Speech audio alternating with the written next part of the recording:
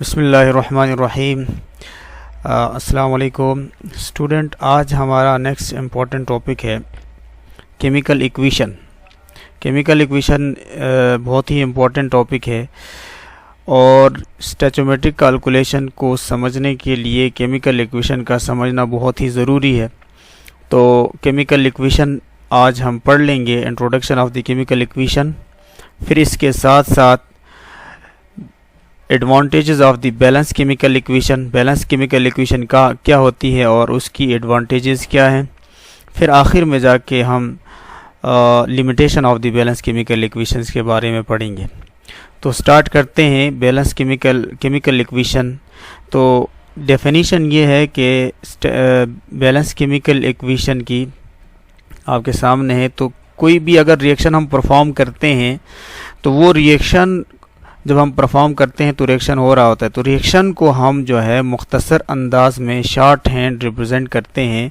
तो कैसे रिप्रेजेंट करते हैं? Short hand representation of a chemical reaction कैसे रिप्रेजेंट किया जाता है? By the symbol of element. दो चीज़ों के ज़रिए हम रिएक्शन को एक्सप्रेस करते हैं, इस सिंबल के ज़रिए। और सिंबल किसका होता है? एलिमेंट का होता है। और इस तरतीब से या हम क्या लिखते हैं जी? फार्मूला लिखते हैं, फार्मूला। और फार्मूला किसके लिए लिखा जाता है? कंपाउंड के लिए लिखा जाता है। तो यहाँ से ये अंदाज़ा हुआ कि किसी रिएक्शन को सिंबल के ज़रिए रिप्रेजेंट करना, अगर उसमें एलिमेंट है तो उसमें सिंबल लिखेंगे, अगर कंपाउंड है तो फिर उसके लिए फार्मूला लिखा जाएगा। This representation is called chemical equation. मतलब किसी रिएक्शन को उसके अंदर मौजूद रिएक्टेंट और प्रोडक्ट के सिंबल और फार्मूले के ज़रिए रिप्रेजेंट करने का नाम केमिकल इक्वेशन है। अब हम कोई एग्जांपल की तरफ जाते हैं, जैसा कि कोई एक एग्जांपल ले लेते हैं, उससे अंदाज़ा हो जाए। सोडियम है, ये ऑक्सीजन के साथ रिएक्ट करता है या बर्न कर जाता है, जिसके नतीजे में हमें ये कंपाउंड मिल जाता है सोडियम ऑक्साइड। अब जो कंपाउंड है इसको अभी रिएक्शन बैलेंस नहीं है, इस रिएक्शन को क्या करना है? बैलेंस करना है। बैलेंस करने के लिए इक्वेशन को कैसे हम बैलेंस करेंगे? तो बैलेंस इक्वेशन उसको कहते हैं जिसमें हर एक एलिमेंट के एटम्स रिएक्टेंट साइड पे जितने होंगे उतने प्रोडक्ट साइड पे होने चाहिए। तो आप देख सकते हैं कि यहाँ पे जो रिएक्टेंट साइड पे यहाँ पे देखें ऑक्सीजन कितने हैं जी? रिएक्टेंट साइड पे 2 हैं और प्रोडक्ट साइड पे ऑक्सीजन क्या है? 1 है। इसी तरतीब से आप देखें प्रोडक्ट साइड पे ऑक्सीजन कम है, तो इसको ऑक्सीजन को हम बैलेंस करेंगे। ऑक्सीजन को बैलेंस करने के लिए हम क्या लगाएंगे? 2 लगाएंगे। तो अभी इसको हमने क्या करना है जी? 2 लगाना है। यहाँ फॉर एग्ज़ाम्पल हम क्या लगाएंगे? यहाँ पे हम 2 लगा रहे हैं, तो इससे क्या हो गया? Oxygen balance 2 1 is 2, oxygen balance हो गई है प्रोडक्ट साइड पे और रिएक्टेंट साइड पे। लेकिन सोडियम को आप देखें तो सोडियम जो है यहाँ पे 2 2s are 4, प्रोडक्ट साइड पे 4 हैं और जबकि रिएक्टेंट साइड पे 2 हैं। तो अब यहाँ पे हम रिएक्टेंट साइड पे 1 है, तो यहाँ हम क्या लगाएंगे? 4। इससे आगे जो कोफिशिएंट हम चेंज करते हैं इसको कोफिशिएंट कहा जाता है। जैसा कि 2 ये 4 हो गई, ये कोफिशिएंट है। यहाँ कुछ नहीं है, इसका मतलब 1 है। और यहाँ पे आपके पास ये 2 है। इसको कोफिशिएंट को हम बहरहाल चेंज कर सकते हैं। अब ये एक रिएक्शन है, इस रिएक्शन को हमने सिंबल और फार्मूले के ज़रिए एक्सप्रेस किया है। तो इस एक्सप्रेस करने का, इसी रिएक्शन को एक्सप्रेस जो रिप्रेजेंटेशन है, इसी रिप्रेजेंटेशन का नाम है केमिकल इक्वेशन। इसमें आप देखें आपके पास सोडियम है, इससे ये अंदाज़ा हो जाता है कितने मोल रिएक्ट कर रहे हैं, रिएक्टेंट के नेचर कौन सी है और इसके साथ कौन कौन से रिएक्टेंट आपस में रिएक्ट करते हैं, प्रोडक्ट कौन से बन रहे हैं। यहाँ से हमें ये अंदाज़ा होता है। इस तरतीब से और भी बहुत सारे एग्जांपल हैं। फॉर एग्जांपल हमारे पास ये रिएक्शन है H2 + O2 गिव H2O। अब इस रिएक्शन को आप लोगों ने सबसे पहले बैलेंस करना है। हाइड्रोजन और ऑक्सीजन आपस में रिएक्ट करते हैं, उसके नतीजे में वाटर प्रोड्यूस होता है। अभी रिएक्शन को आपने क्या करना? बैलेंस करना। बैलेंस करने के लिए यहाँ पे देखें हाइड्रोजन प्रोडक्ट साइड पे 2 है, रिएक्टेंट साइड पे भी 2 है। हाइड्रोजन तो चलो बैलेंस है, लेकिन ऑक्सीजन को देखा जाए, ऑक्सीजन जो है रिएक्टेंट साइड पे O2 तो 2 है और प्रोडक्ट साइड पे सिर्फ O ही है, तो मतलब ऑक्सीजन 2 है रिएक्टेंट साइड पे, जबकि प्रोडक्ट साइड पे 1 है। तो हम प्रोडक्ट साइड पे कोफिशिएंट 2 लगाएंगे। यहाँ पे मैंने 2 लगाया। तो अब ज़रा देखिए ऑक्सीजन क्या हो 2:1 और प्रोडक्ट साइड पे 2, रिएक्टेंट साइड पे भी 2, लेकिन हाइड्रोजन 2 2 जार 4, हाइड्रोजन कितने हो गए 4, और यहाँ रिएक्टेंट साइड पे हाइड्रोजन 2 है, तो यहाँ हमको क्या लगाएंगे कोफिशिएंट लगाएंगे। इस तरह इस रिएक्शन को आप कहेंगे जी बैलेंस केमिकल इक्वेशन। ये इक्वेशन को हम क्या कहेंगे BCE। BCE से क्या मुराद है बैलेंस केमिकल इक्वेशन। तो ये इक्वेशन क्या है, दोनों इक्वेशन बैलेंस है, तो बैलेंस इक्वेशन हमने क्या करना है हासिल करना है।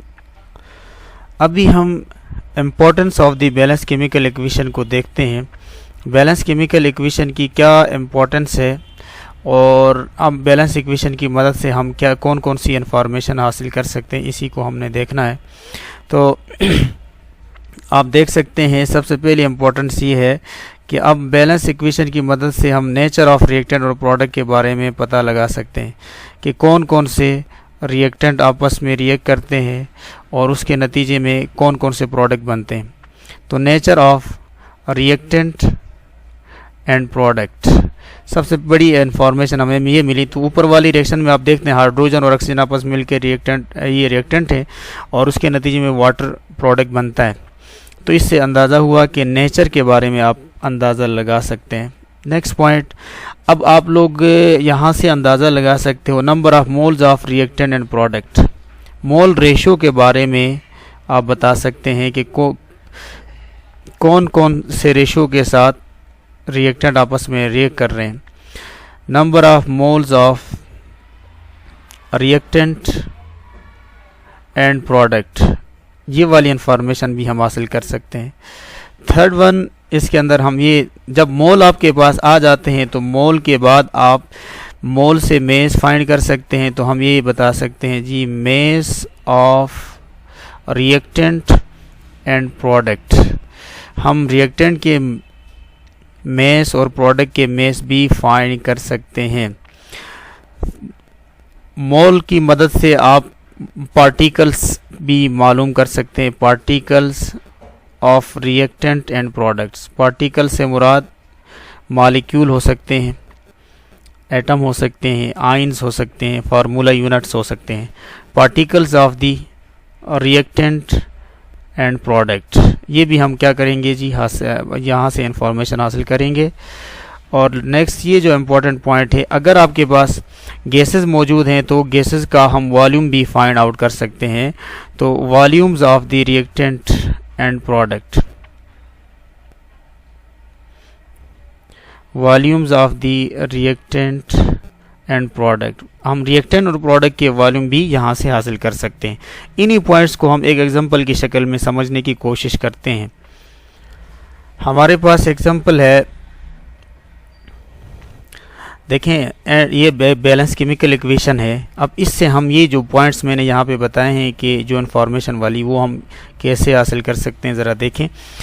यहाँ इस रिएक्शन के अंदर नाइट्रोजन और हाइड्रोजन रिएक्टेंट है, उससे जो प्रोडक्ट बनता है वो अमोनिया बनता है।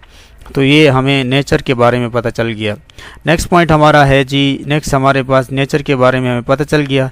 नेक्स्ट हमारे पास है जी number of moles of reactant product. तो आप देखें रिएक्टेंट के मोल्स यहाँ पे देखें, कोफिशिएंट को हम देखेंगे तो रिएक्टेंट नाइट्रोजन के कितने मोल है, 1 mole of nitrogen reacts with 3 mole of hydrogens और उसके नतीजे में produces 2 mole of the ammonia. Ammonia के कितने मोल बन रहे हैं, 2। तो इससे हमने कौन सी इन्फॉर्मेशन हासिल की, नंबर ऑफ मोल वाली इन्फॉर्मेशन भी हमें यहाँ से मिल गई। थर्ड वन, तीसरी information mess of the reactant and product. जब आपको मेस मिल गई है, मेस मिला है, तो फिर आप जो है मोल मिल गया है तो आप मेस भी क्या कर सकते हैं, बड़ी आसानी से फाइंड कर सकते हैं। देखें एक नाइट्रोजन मॉलिक्यूल का मेस होता है 28, तो 1 मोल है तो 1 मोल का मेस 28, यहाँ पे आ जाएगा 28 ग्राम, ये मेस आ गया 28 ग्राम ऑफ नाइट्रोजन। और एक मॉलिक्यूल ऑक्सीजन का मेस होता है 2, तो यहाँ पे 3 मोल हैं तो 3 से मल्टीप्लाई करेंगे 6 ग्राम आ जाएंगे, 6 gram of the hydrogen.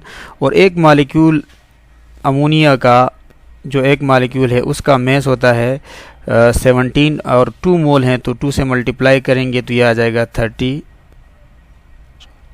34 grams. तो यहाँ से हमने मेस भी क्या कर लिया जी, रिएक्टेंट और प्रोडक्ट के मेसेज भी हमने क्या कर लिए, फाइंड कर लिए। नेक्स्ट हमने क्या देखना है, मैसेज के बाद हमारा नेक्स्ट स्टेप है जी, हमने इसके अंदर से जो है पार्टिकल्स को जानना है। तो नंबर ऑफ मोल से हम पार्टिकल हासिल कर सकते हैं। 1 मोल है तो 1 मोल के अंदर नंबर ऑफ पार्टिकल कितने होंगे, Na के हिसाब से पार्टिकल होंगे एवोगैड्रो नंबर, मतलब Na particles, Na molecule. 1 mole of nitrogen means Na 6.02 × 10⁻23। इसको मैं शार्ट लिखता हूँ Na। यहाँ 3 मोल है तो 3 को मल्टीप्लाई करेंगे Na के साथ, मतलब 3 मोल 3 × 10⁻3 multiplied by 6.02 × 10⁻23 molecule of hydrogens. यहाँ पे आ जाएंगे 2 मोल है तो यहाँ कोफिशिएंट 2 है तो 2 के साथ मल्टीप्लाई करेंगे Na का, तो ये आ जाएगा 2Na। ये इन्फॉर्मेशन हमें मिल गई किस हवाले से, नंबर ऑफ पार्टिकल के हवाले से। तो ये वाली इन्फॉर्मेशन भी हमने क्या कर ली, हासिल कर ली। लास्ट इन्फॉर्मेशन हमने कौन सी हासिल करनी है जी, अगर ये सारे गैसेस हैं तो गैसेस के लिए हम कौन सी, हम मतलब वॉल्यूम को भी मेजर करते हैं। इसलिए आप लोगों ने थोड़ा सा एक छोटा सा पॉइंट ध्यान में रखना है, STP। STP क्या चीज़ है जी, standard temperature and pressure. Standard temperature होता है 0 डिग्री सेंटीग्रेड, या अगर हम केल्विन में लिखें तो 273 केल्विन को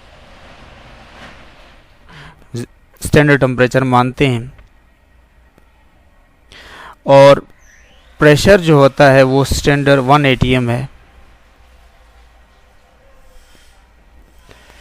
अब इस कंडीशन पे कोई भी गैस, किसी भी गैस का 1 मोल होता, उसका जो वॉल्यूम होगा वो 22.4 dm³ के बराबर होगा। इसका मतलब ये हुआ कि इस कंडीशन, ये STP के ऊपर 1 मोल कितना वॉल्यूम ऑक्युपाई करता है, 22.4 डेसीमीटर³ और लीटर। तो अब ये कंडीशन, फॉर एग्जांपल ये जो कहानी हम जो इक्वेशन है या जो रिएक्शन हम परफॉर्म कर रहे हैं वो किस पे कर रहे हैं, STP पे कर रहे हैं। तो इसी को मद्देनज़र रखते हुए हम STP के ऊपर वॉल्यूम की बात करें तो 1 मोल का, ये नाइट्रोजन 1 मोल है तो इसका वॉल्यूम होगा 22.4 लीटर। 22.4 लीटर ऑफ किसका, नाइट्रोजन। और इसका वॉल्यूम होगा जी 3 है, 3 मल्टीप्लाइड बाय 22.4 लीटर। ये किसका वॉल्यूम आ गया, हाइड्रोजन का। ये रिएक्ट करेंगे और उसके नतीजे में हमें जो अमोनिया का वॉल्यूम मिलेगा 2 और मल्टीप्लाइड बाय 22.4 लीटर। तो ये सारी इन्फॉर्मेशन हमें बैलेंस केमिकल इक्वेशन से मिलती है। अब इसके अलावा बहुत सारी ऐसी इन्फॉर्मेशन है जो हमें बैलेंस केमिकल इक्वेशन प्रोवाइड नहीं कर सकती, उन्हीं को हमने अभी थोड़ा सा देखना है। अच्छा, अब हम लिमिटेशंस के बारे में जानते हैं कि कौन कौन सी ऐसी लिमिटेशंस हैं जो बैलेंस इक्वेशन हमें प्रोवाइड नहीं कर सकती। तो सबसे पहली जो लिमिटेशन ये है कि बैलेंस इक्वेशन की मदद से हम फिज़िकल स्टेट के बारे में नहीं जान सकते हैं, physical state of the reactant and product. Reactant और प्रोडक्ट के जो फिज़िकल स्टेट्स हैं वो यहाँ से पता नहीं चलता है, फिज़िकल स्टेट्स के बारे में कोई ख़ास इन्फॉर्मेशन नहीं मिलती। ठीक है, नेक्स्ट हम यहाँ से नेक्स्ट जो पॉइंट है वो कौन सी इन्फॉर्मेशन नहीं मिलती, कंडीशंस। कौन सी ऐसी कंडीशन है, टेम्परेचर है, प्रेशर है, कैटलिस्ट वगैरह जो हमें इस रिएक्शन के लिए चाहिए होंगे। तो कंडीशंस के बारे में कोई इन्फॉर्मेशन बहरहाल बैलेंस केमिकल इक्वेशन प्रोवाइड नहीं करती। इसी के साथ साथ रेट ऑफ रिएक्शन एक हो रहा है तो उस रिएक्शन की स्पीड कितनी होगी, कितने टाइम में कितना प्रोडक्ट हमें मिलेगा, ये भी इंफॉर्मेशन हम बैलेंस इक्वेशन से हासिल नहीं कर सकते।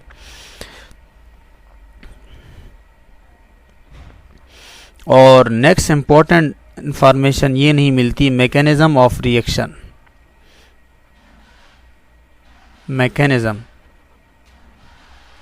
मैकेनिज्म ऑफ द रिएक्शन ये बहुत ही इम्पोर्टेंट है। मतलब है कि एक रिएक्शन अगर हो रहा है तो वो रिएक्शन कैसे होगा, प्रोडक्ट की फॉर्मेशन किस तरह होगी, और उसके अंदर कितने स्टेप्स होंगे, कितने स्टेप्स हैं, कौन से रिएक्टेंट आपस में रिएक्ट करेंगे, रिएक्ट करने के बाद कितने स्टेप्स होंगे, कितने इंटरमीडिएट्स बनेंगे, कौन से बॉन्ड ब्रेक होंगे और कौन से नए बॉन्ड बनेंगे, ये तमाम इन्फॉर्मेशन कौन हमें प्रोवाइड करता है, बैलेंस इक्वेशन। और बैलेंस इक्वेशन ये तमाम इन्फॉर्मेशन हमें प्रोवाइड करता है मैकेनिज़्म। जब मैकेनिज़्म के बारे में हमें नहीं पता हो तो फिर हम ये नहीं बता सकते इसके अंदर कितने स्टेप्स हैं और कौन से बॉन्ड ब्रेक होंगे और कितने जो है इंटरमीडिएट्स बनते हैं। तो ये वाली इन्फॉर्मेशन भी हमें यहाँ से बहरहाल नहीं मिलेंगी।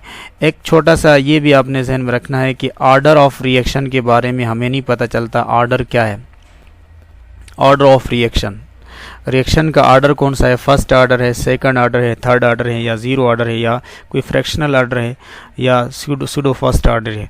तो बहरहाल ये इन्फॉर्मेशन। स्टेबिलिटी ऑफ प्रोडक्ट,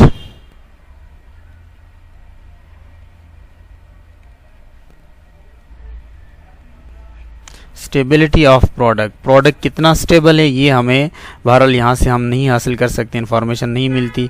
और लास्ट पॉइंट इसके अंदर हम ये देख सकते हैं कि यील्ड ऑफ अ रिएक्शन। अब आपने एक रिएक्शन किया है तो वो उस रिएक्शन से हमें प्रोडक्ट की अमाउंट कितनी मिलेगी, इसको कहा जाता है यील्ड ऑफ अ रिएक्शन का जो यील्ड है वो भी बहरहाल यील्ड के बारे में भी हमें यहाँ से कोई ख़ास इन्फॉर्मेशन नहीं मिलती।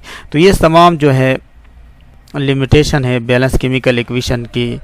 और इसी तरतीब से इंशाल्लाह नेक्स्ट वीडियो लेक्चर्स में हम और भी बहुत सारे इंपॉर्टेंट लेक्चर्स जो है वो डिस्कस करेंगे, टॉपिक डिस्कस करेंगे। तो ईटा और एमडीकेट से रिलेटेड बहुत सारे जो चीज़ें हमने क्या करनी है, डिस्कस करनी है। तो आज के लिए इतना ही है, नेक्स्ट लेक्चर में इंशाल्लाह मिलते हैं। अल्लाह हाफ़िज़।